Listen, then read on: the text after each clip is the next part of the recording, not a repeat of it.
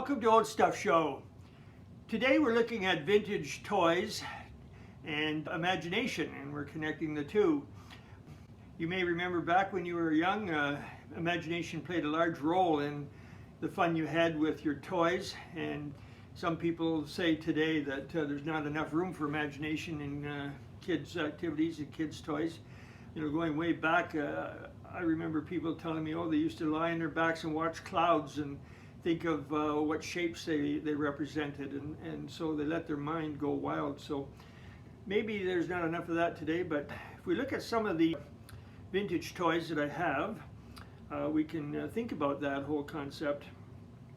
Now, with young girls, the big thing, of course, was playing with dolls, and so that allowed them to use their imagination an awful lot. I've got a very old doll here, and it's a composition doll, and doesn't have its original clothing, but you know, a young girl would have a doll like that, dress it with clothes, have a little bed that the doll could sit in, a little cradle, and make a lot of fun over a period of time. Small, big, medium size, all kinds of dolls, and these are very collectible today. This is a plastic one, but some of the German porcelain dolls, they run some fairly large amounts of money today. And then, of course, there were dolls that were a fad. If you remember back to the Cabbage Patch dolls, where mothers lined up for hours at stores to be able to get one of these. It was a big thing before Christmas in the 70s, I believe. And so that today is kind of a nostalgic reminder of the past, but again, lots of fun playing with those dolls. Another form of doll that young girls played with, and maybe more so in the 40s and 50s, were the cutouts. So if you have a basic cutout person, and then you want to dress that person with a cutout dress, you would have fun with, I've got a whole box full of parts that can be put on various characters, and it took a lot of imagination to make fun with the paper cutouts, but a lot of people are looking for these today, and they're kind of hard to find, actually. So the whole doll thing was very, very significant.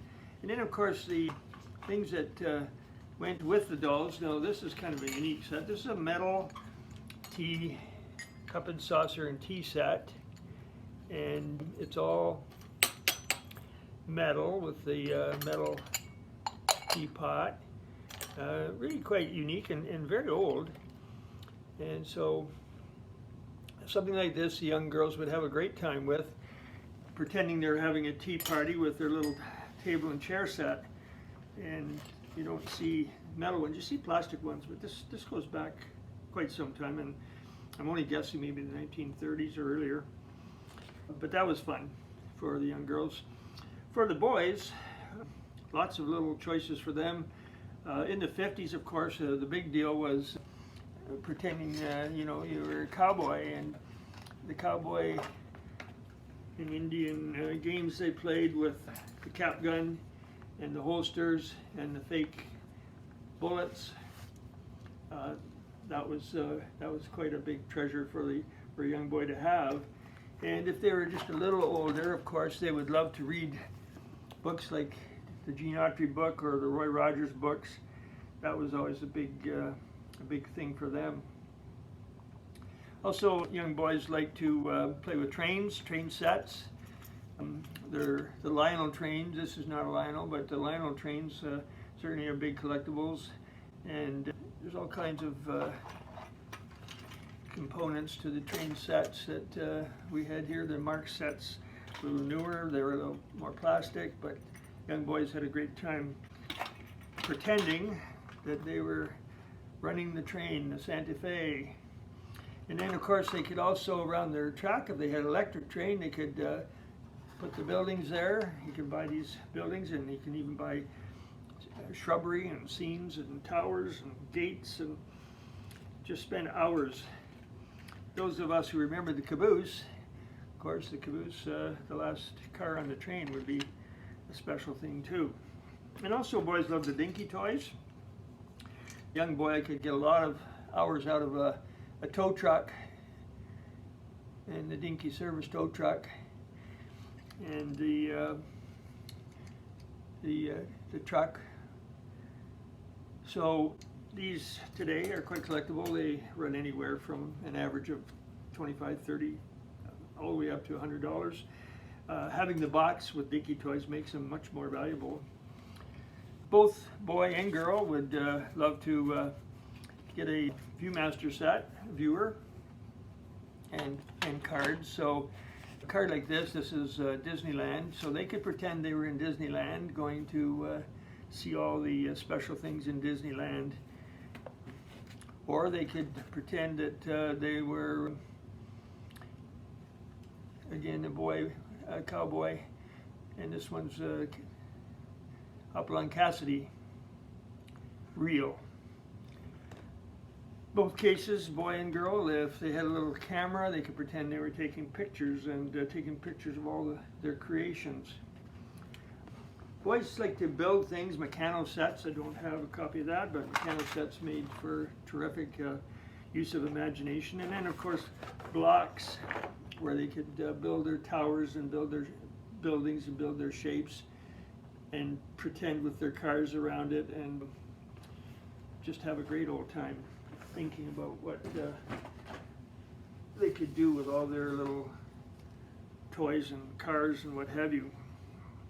I didn't mention this little set of celluloid, if I can tip it over without dropping it, the celluloid babies.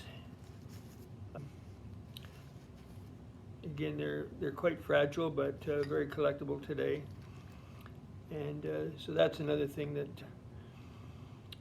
young girls would like to play with and pretend. I'm sure you have going through your mind situations where you pretended. You know, there were so many games that were played out of doors, hide and seek, and there were so many board games that people played. It was all part of thinking and being creative with your mind, and just enjoying and making your own fun. In many cases, it was making their own fun. A little bit different from the computers and the digital world we're in today. But maybe a balance is what parents are looking for, and sometimes I know people buy these older things for their kids today, and I've seen kids play with it the same way that the kids of my generation played with it. So yes, vintage toys and imagination. It's a great connection. Again, when you're out there, think about, you know, if it's for a young person today, or if you remember nostalgia from the past for yourself, think about all the fun you had with your imagination, and that's what made it work. So just a final reminder as we wrap up. I am on eBay, and I have given you a new site now. It's a little more simple. It's at the end of the video. It's a new connection to reaching my site on eBay, and you can check out what I have. Also, be sure to subscribe, and appreciate your tuning in, and hope to see you again next time. Bye for now.